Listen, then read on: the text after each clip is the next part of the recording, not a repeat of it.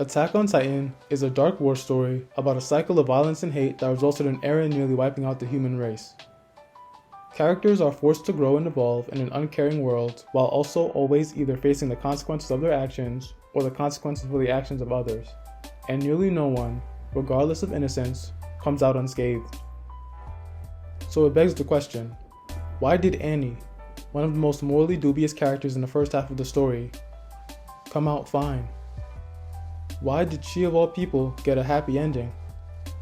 And why does no other character in the story seem all that bothered by it?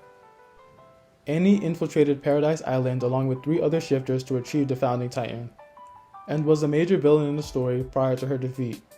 She murdered numerous members of the Survey Corps, often cruelly, and seemingly found some glee in harming others. She kills Marco, a good guy who is well liked by everyone in the 104th training class. She kills Levi's squad and ruins Stohess City, killing tons of people while fighting Eren. I haven't even mentioned the fact that she's complicit in the crimes of both Reiner and Bertolt, who are responsible for the attack on Wall Maria and the collapse of Shiganshina. Speaking of those two, at least they showed some regret and horror for their actions and did their best to avoid unnecessary suffering. Bertolt even got comeuppance for his crimes, literally being eaten by Armin, while Reiner had to live with the guilt over everything he's done, and we got to see him develop into one of the best characters in the show. But Annie? After she's beaten, she just hides in her crystal for 5 years, and then all of her crimes are just sort of forgotten. She doesn't get any hate from any of the Alliance members for all the pain she's inflicted upon Paradise or the Scouts. She's not held accountable for participating in the attack on Paradise. Jean doesn't get pissed at her for killing Marco because Reiner told her to do it.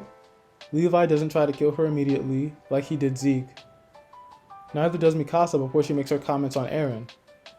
And in the end, she becomes a peace ambassador, despite literally being the worst person for the role. She didn't suffer the ending Bertolt had to. She didn't go through the arc of remorse like Reiner did. She doesn't regret what she's done, the crime she's complicit in. After she gets out of the crystal, she even outright confirms that she'd do it all over again to see her dad. No one points out how awful of a person she is. It's like all her crimes never happened. In the end, she gets her happily ever after with Armin.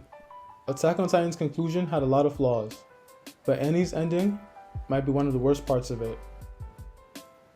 But I'm just one guy, maybe I'm wrong. Feel free to like, comment, and subscribe if you enjoyed the video. It really helps me out, and I'll see you guys next time.